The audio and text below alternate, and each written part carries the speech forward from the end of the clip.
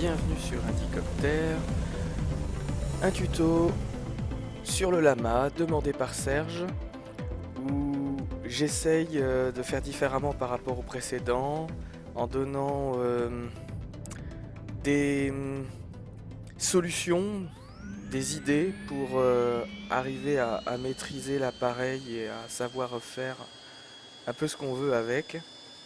Je m'appuie évidemment sur les cours de pilotage que j'ai eus et qui m'ont beaucoup aidé à comprendre tout ce qui se passe.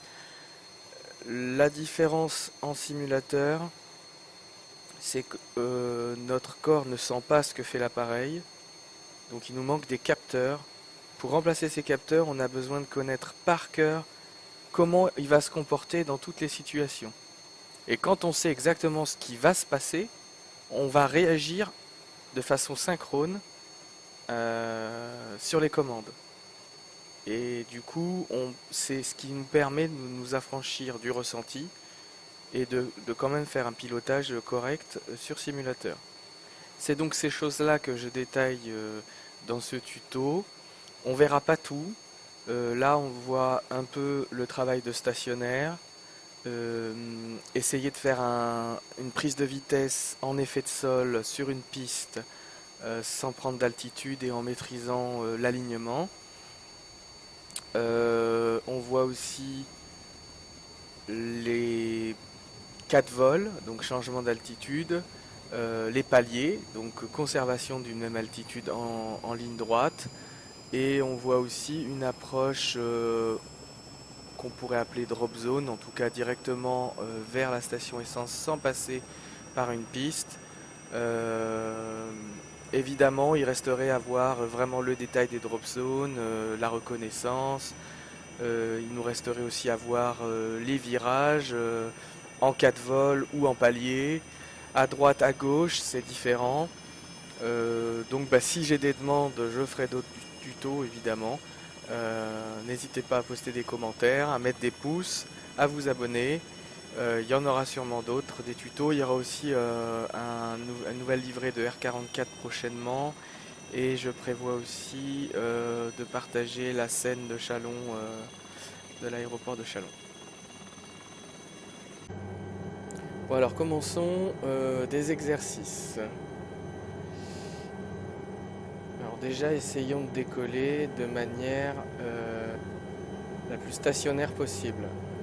Rotation européenne, donc il faut donner du pied droit en montant le pas.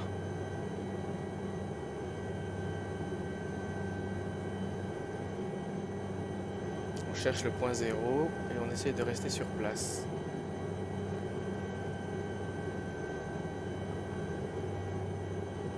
Donc là il dérive à gauche, c'est normal. Donc il faut compenser un petit peu en cyclique droit. C'est pour ça que mon hélico penche légèrement à droite. C'est pour compenser la dérive qui est due à la rotation du rotor principal et surtout à la compensation qu'on fait avec le rotor anti-couple. Donc là je viens de faire un quart de tour à droite pour suivre le taxiway. Donc suivre des lignes comme ça, c'est intéressant pour arriver pour apprendre à maîtriser un appareil. On le fait aussi en vol réel. Donc ça, il faut s'exercer à essayer d'aligner l'hélicoptère au milieu. Là, celui-là, il s'aligne au niveau du tableau de bord, à droite du tableau de bord, donc à ma gauche par rapport à mon écran. C'est à peu près le milieu de l'appareil. Il faut essayer de mettre la ligne sur cette partie du tableau de bord.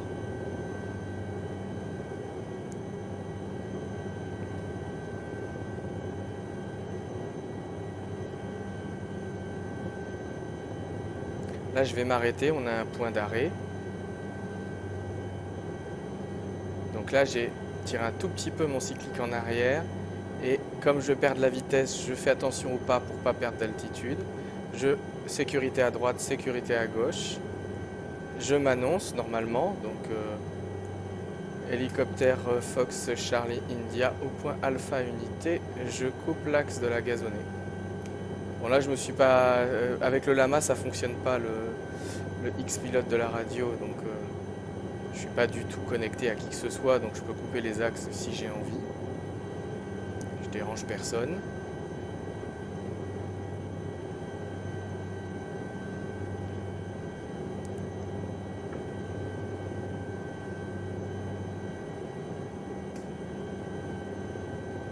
Normalement la vitesse maximum il me semble ça doit être 20 nœuds. Donc c'est pas la peine de se presser. Surtout en hélicoptère on prend son temps. On fait du planage là en fait. Hein. On touche pas le sol, c'est pas comme un avion qui est sur ses roues.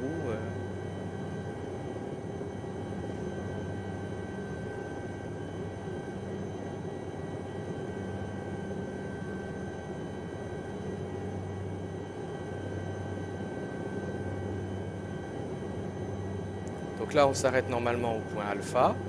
On vérifie que tout est libre. Et puis on prévient la tour. Hélicoptère Fox Charlie India au point alpha, je m'aligne piste 35.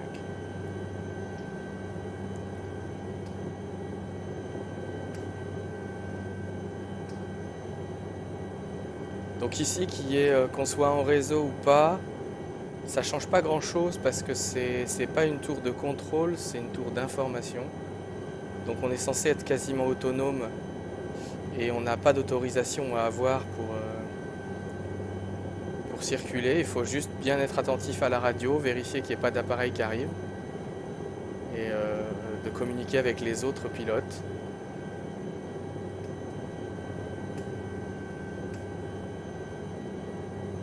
Voilà, donc là, vous voyez, on avance doucement, on suit la ligne, on est tranquille. Et puis ensuite, quand on est arrivé là, on fait une petite rotation à droite pour s'aligner à la piste. Et on peut, pendant qu'on fait ça, essayer de tenir un stationnaire en même temps, de faire l'exercice. Donc avant, je me mettais devant la manche à air. Depuis que j'ai pris des cours de pilotage en réel, c'est plus du tout ce que je fais. En fait, il faut regarder l'horizon. On prend un objet, je prends un tout petit point qui est tout au bout de la piste, ça doit être un bâtiment, une maison, et je la regarde et j'essaie de faire en sorte qu'elle soit alignée toujours au même endroit. Donc là, moi, c'était dans une ombre. Hop, là, j'ai perdu un petit peu le stationnaire. Mais j'essaie de la garder dans cette ombre et de réguler mon cyclique pour garder. Là, j'ai reculé. Voilà. Donc là, voilà, ça, c'est le stationnaire. Donc c'est des tout petits mouvements, mais voilà, faut compenser. Dès qu'il y a un coup de vent, faut compenser aussi. Il y a un peu moins de vent dans le simulateur qu'en réel. Heureusement, parce que bon, on ne le sent pas du coup là. Ensuite, il faut s'entraîner à l'accélération et à comprendre ce que l'hélicoptère fait lorsqu'on le manœuvre. Alors déjà, on va se poser au sol, donc tranquillement. Voilà, sans vitesse, doucement. Et pour comprendre l'appareil, déjà pour le connaître, on peut laisser les pieds, on n'y touche pas. Et on fait le test de monter sans compenser au niveau des pieds. Et on va voir ce que ça donne. Donc je monte mon pas, mais je ne mets pas de pied. Je fais attention à mon cyclique pour pas qu'il se renverse quand même. Donc je monte mon pas, et là je vois, hop, il part à droite en rotation.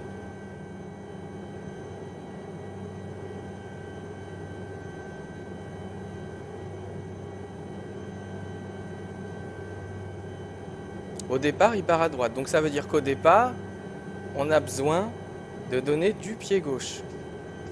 Et puis après, il fait l'inverse. Hop. Donc là, après, dès qu'il touche plus le sol, il demande qu'on fasse un peu de pied droit. Donc il faut commencer par le pied gauche, puis ensuite le pied droit. Alors c'est bizarre parce que moi, sur le R22, normalement, c'est pas le même sens de rotation. Je commence par le pied gauche et je reste sur le pied gauche. Et là, il n'y a quasiment pas. Bon, c'est pas grave. En tout cas, c'est ce qu'on peut observer là. Ah, il y a quelque chose que j'ai pas commenté, donc je vais recommencer. Là, cette fois-ci, on s'occupe des pieds et on va regarder au niveau du cyclique qu'est-ce qu'on fait. Quand je lève le pas, hop, là il part en rotation à gauche, je mets un petit peu de pied droit, mais pas trop. Et là il part à gauche. Il part à gauche, ça veut dire que je dois donner du cyclique à gauche.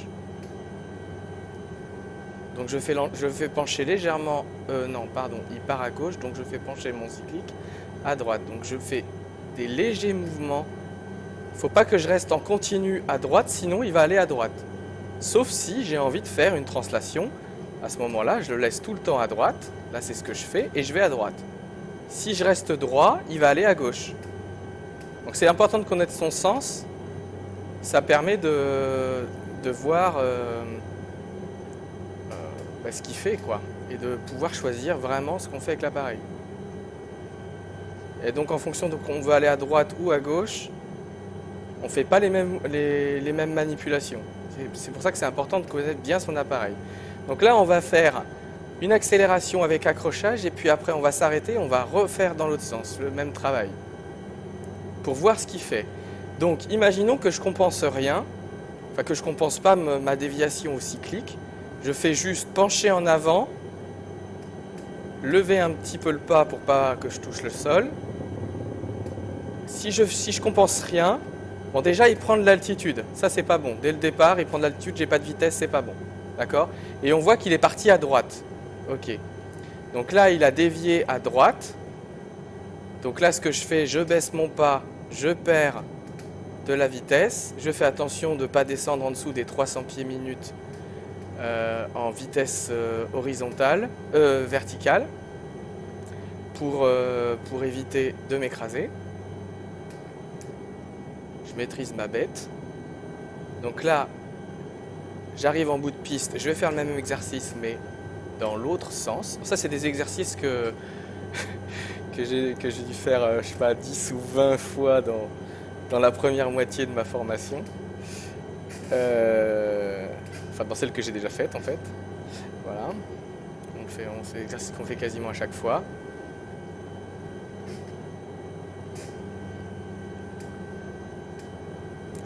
Voilà, donc là on s'aligne comme on a envie de s'aligner.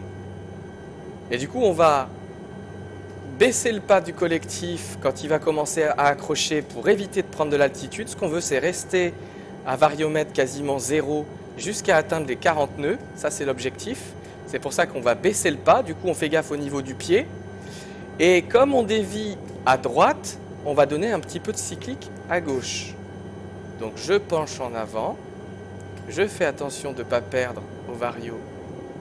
Alors, il n'y a pas besoin d'utiliser le vario. Hein. Là, il part à gauche. Donc, c'est pour ça que je mets mon cyclique à droite.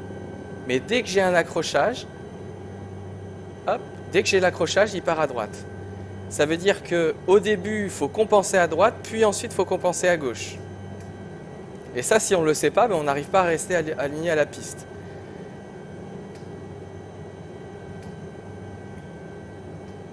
Donc là, je m'arrête.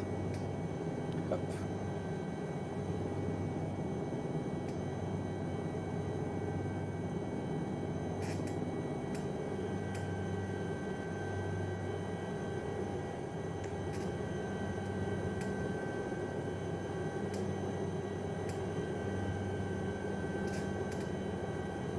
Hop.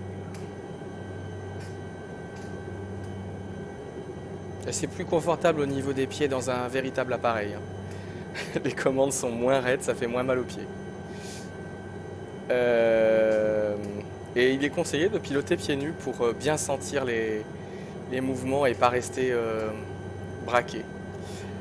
Enfin, il est conseillé. En tout cas, ça peut être une solution lorsqu'on a du mal à gérer les pieds. Surtout quand il y a beaucoup de vent et des rafales.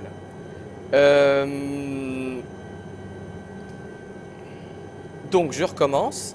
Donc je sais que mon appareil il va aller à gauche au départ, donc je vais mettre mon cyclique à droite. Puis ensuite, dès qu'il va y avoir un accrochage, il va se barrer à droite. Donc je vais passer de l'autre côté et pencher du côté gauche.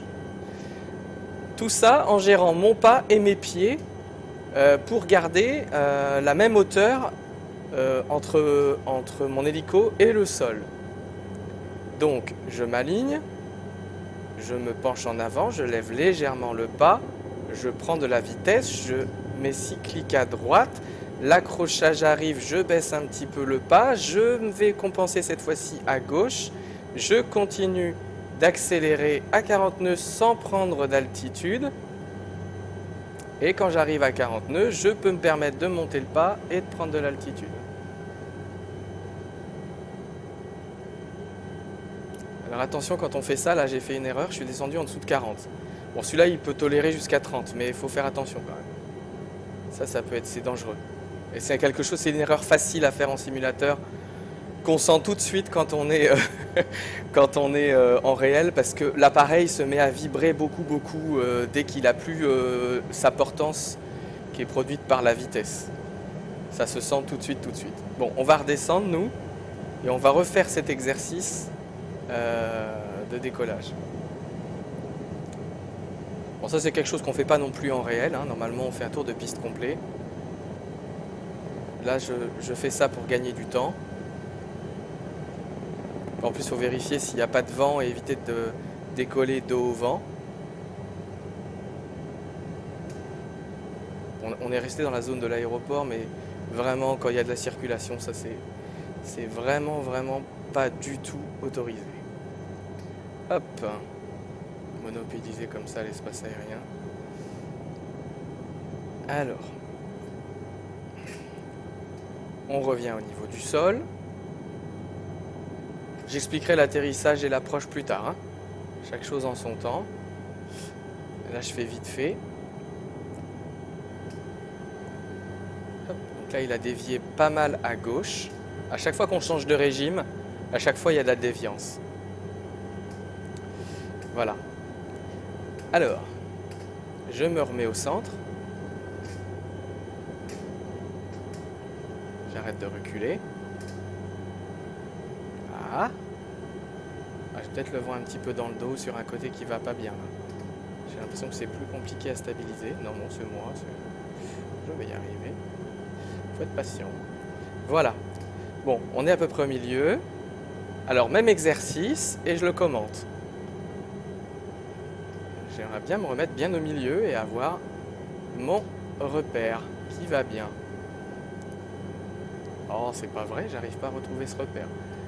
Je vais peut-être couper cette partie-là dans la vidéo parce que je perds du temps.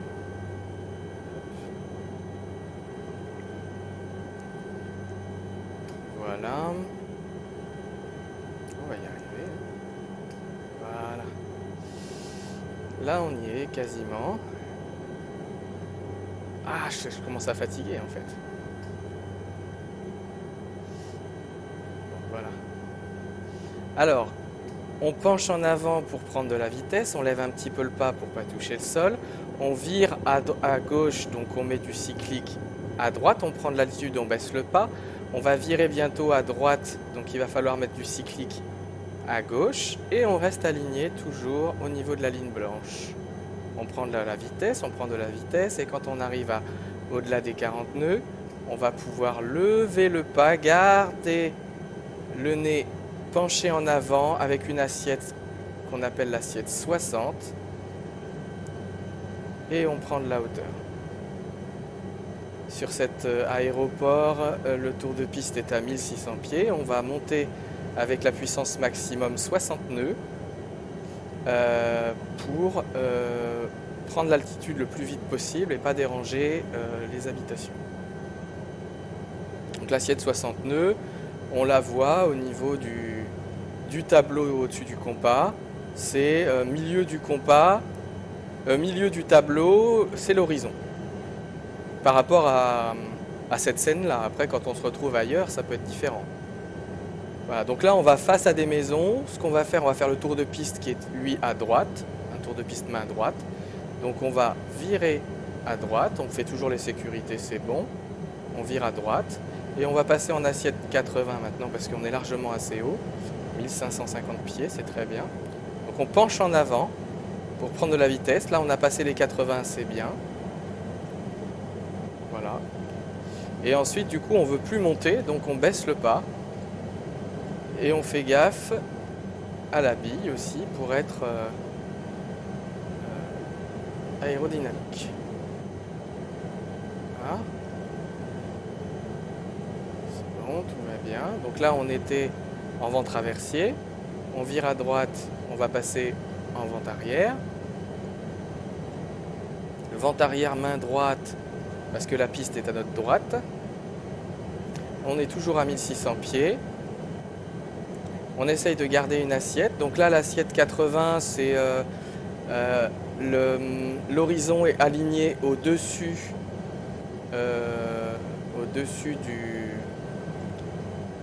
du tableau qui est au-dessus du compas. On perd un petit peu d'altitude, on met un petit peu de puissance au pas, on garde la même assiette. On fait attention, là on est à 90 nœuds, on peut monter jusqu'à 110 avec cet appareil.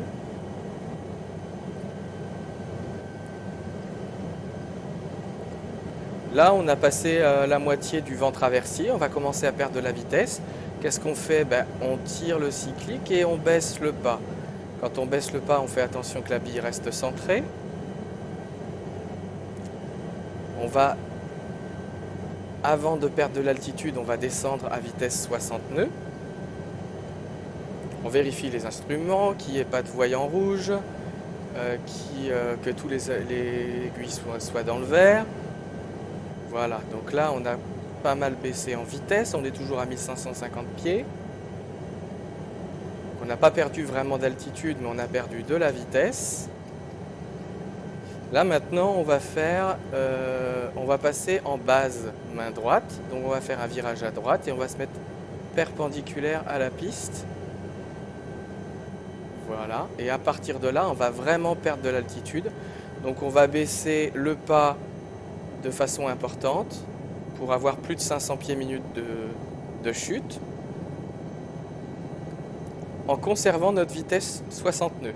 Donc là, il faut trouver le compas qui va bien. L'assiette, pardon, c'est au niveau du compas que je regarde, pour garder les 60 nœuds. Voilà, on va pas aller perdre trop vite parce que là on est encore au-dessus des maisons et on n'est pas aligné à la piste.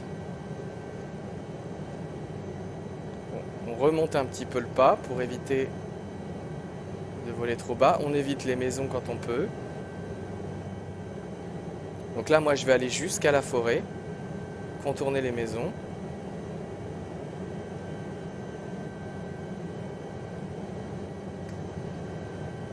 Donc là j'ai remonté le pas parce que je suis vraiment bas.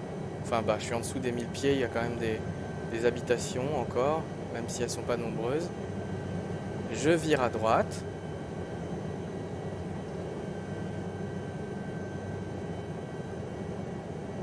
Pour m'aligner plein sud, piste 17, revêtue.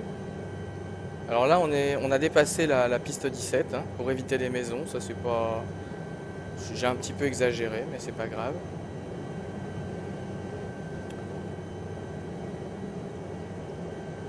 Donc on garde 60 nœuds.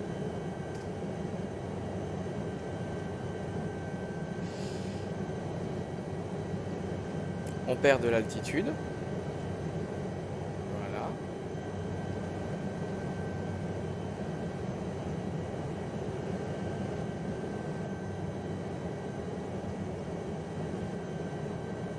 Là, on s'aligne à la piste, donc on s'occupe plus de la bille, mais on passe en non-dérapage sol.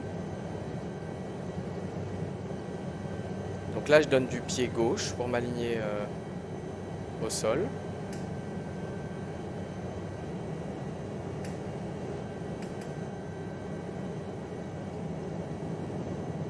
Je suis toujours à plus de 60 nœuds, donc je peux perdre de l'altitude. C'est pas très grave. Voilà, maintenant mon aiguille arrive en dessous de 60 nœuds. Je vais être vigilant à éviter de dépasser les 300 pieds minutes de chute.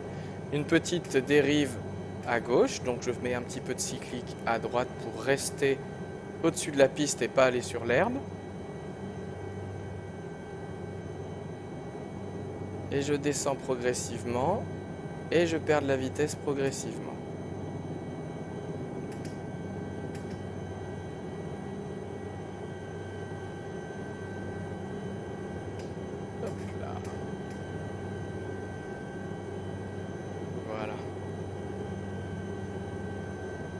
Là, je vais faire une rotation. On va refaire un exercice. On va refaire un exercice pour essayer de voler droit, hein, sur palier, prendre de l'altitude, perdre de l'altitude. Ce sont des exercices qu'on fait quand on est en école de pilotage. Il faut vraiment... les indicateurs sur le compteur ont toujours un temps de retard sur les indications. Donc il faut toujours... Normalement, on le fait au ressenti en réel. Là, on ne peut pas le faire au ressenti. Donc il faut connaître son appareil par cœur, savoir ce qu'il va faire avant qu'il le fasse, pour compenser en même temps qu'il fait, son mouvement. Et si on ne s'y prend pas comme ça en synchronisation, si on ne synchronise pas son mouvement,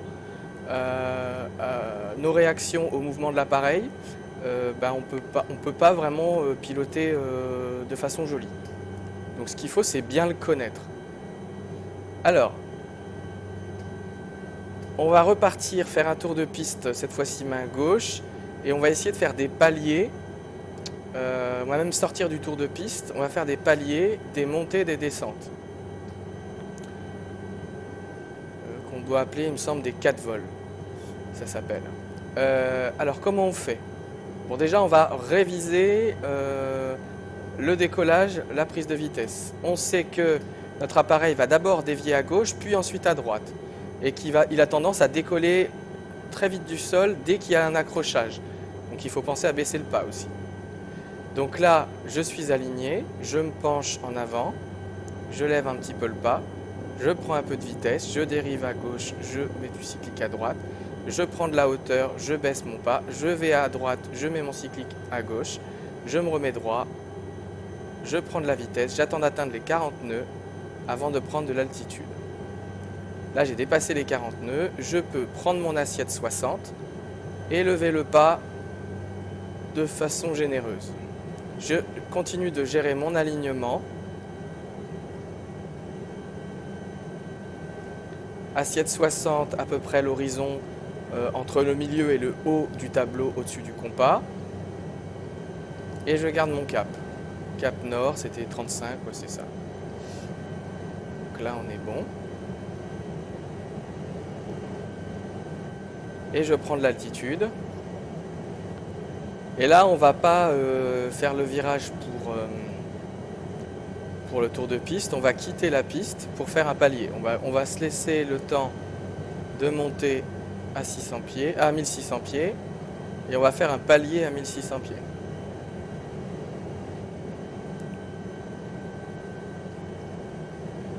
Vous voyez, le compas tout à l'heure était en dessous, le tableau du compas était en dessous de l'horizon.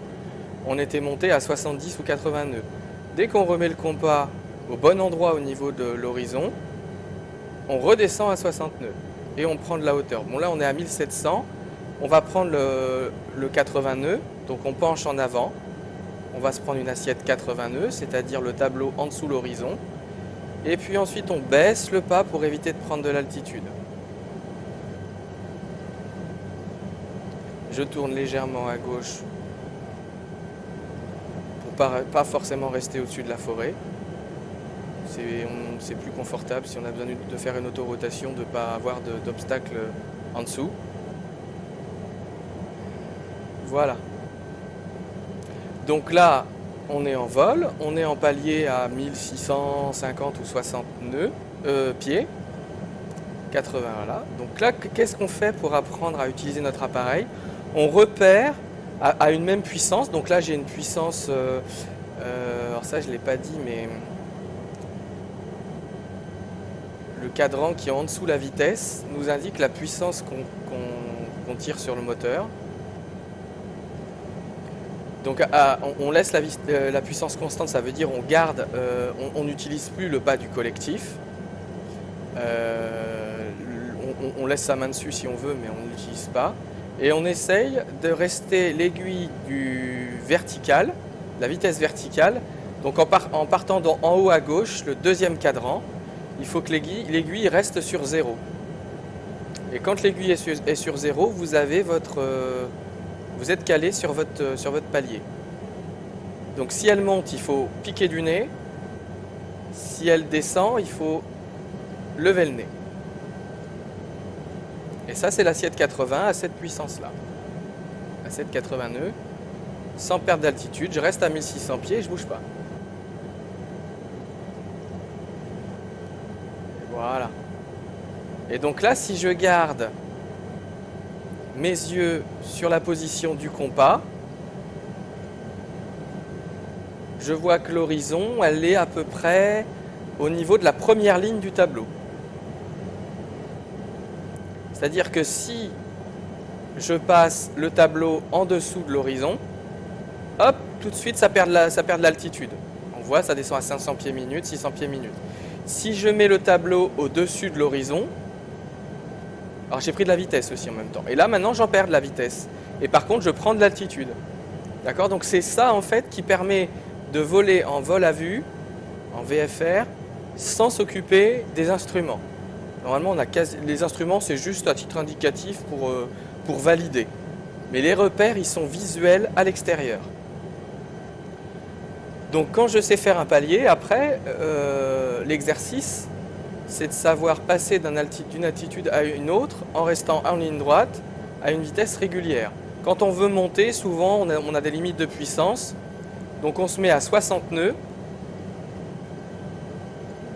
et on monte. Par exemple, on va monter à 2000 pieds, donc je me mets à assiette 60 nœuds, donc je lève le nez de l'appareil. Si je veux vraiment monter rapidement, je vais mettre le tableau du compas bien au-dessus de l'horizon.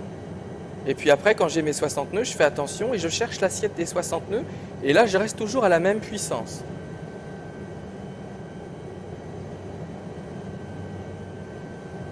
Donc là, je vois que je suis à 65, je peux encore lever un peu. Plus je vais lever le nez, plus je vais prendre d'altitude. Voilà, donc là, l'horizon est aligné à la dernière ligne de mon tableau. Ça sera mon assiette 60 pour cette puissance, on va dire, cette position de palier. Je suis à 2000. Alors il aurait fallu y penser avant, c'est que j'ai pas regardé. On penche, on va se mettre en assiette 80 et on y reste. Et on va retrouver un palier. Ah, on est redescendu un petit peu. On retrouve un palier. Alors là, on est redescendu en dessous des 2000. Du coup, si je veux remonter, je vais relever un petit peu le nez. Je me mets en assiette 60. Je prends l'altitude. Une fois que j'y suis, je me positionne sur mon assiette 80 et je garde et ma vitesse qui se retrouve à 80 et mon altitude à 2000 pieds. Mon vario est quasiment à 0 et je suis dans les clous.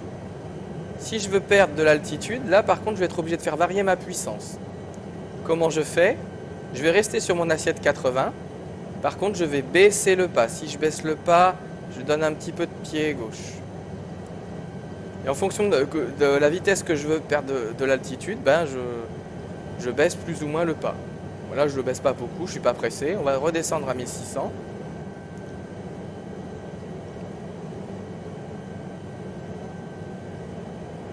Voilà, 1000 pieds minute pour descendre, c'est largement bon. Il faut garder l'assiette 80. Je vais peut-être pas descendre à 1600 parce que sinon je vais être proche du sol. C'est un peu vallonneux ici. On est à l'ouest de Châlons. Et là, on n'arrive pas loin des 1600, donc on lève le nez un petit peu. Hop. Non, on lève le pas, pardon. On garde l'assiette 80, mais on lève le pas, on se remet à la puissance qu'on avait tout à l'heure. Première ligne du tableau, on s'aligne au niveau de l'horizon. Voilà. On est remonté un petit peu, du coup, là. J'ai mis un peu trop de puissance au niveau du pas, du coup on est monté, c'est logique.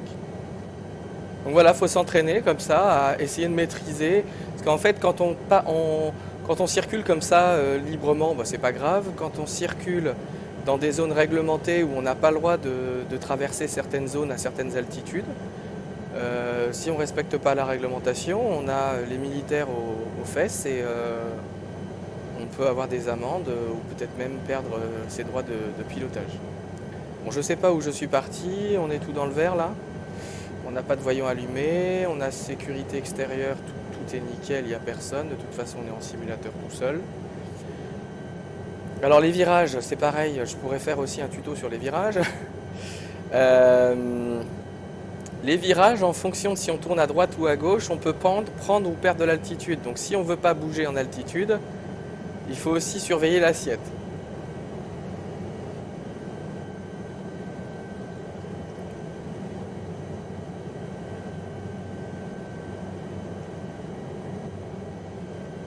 Mince, j'ai trop tourné, je pense. Là, je suis plein nord.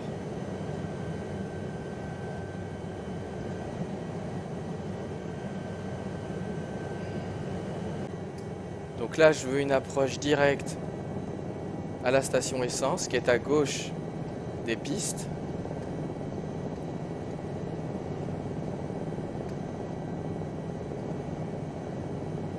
Donc je descends, là j'ai mon pas au minimum, quasiment. Je le remonte un petit peu pour pas perdre trop d'altitude.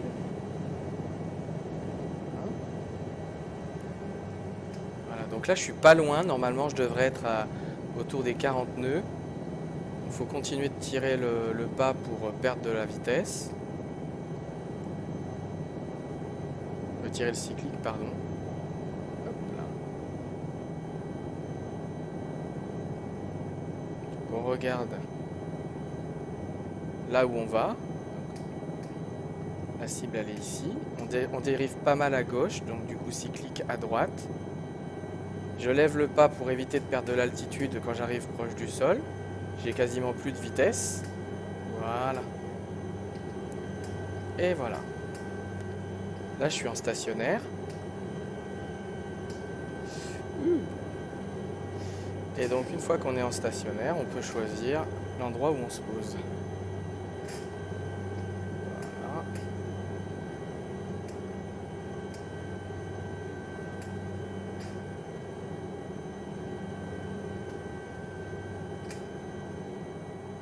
Voilà. Hop. Voilà, voilà. On va éteindre et puis on fera le plein d'essence. Bon, j'espère que ce tuto répondra aux demandes. Pour cette vidéo, j'ai filmé mes pieds et mes mains pour montrer les actions que je donnais sur les commandes pendant le pilotage. Si ça vous va ou si vous préférez retourner avec l'outil Axis Viewer, prévenez-moi pour les prochaines vidéos. À bientôt!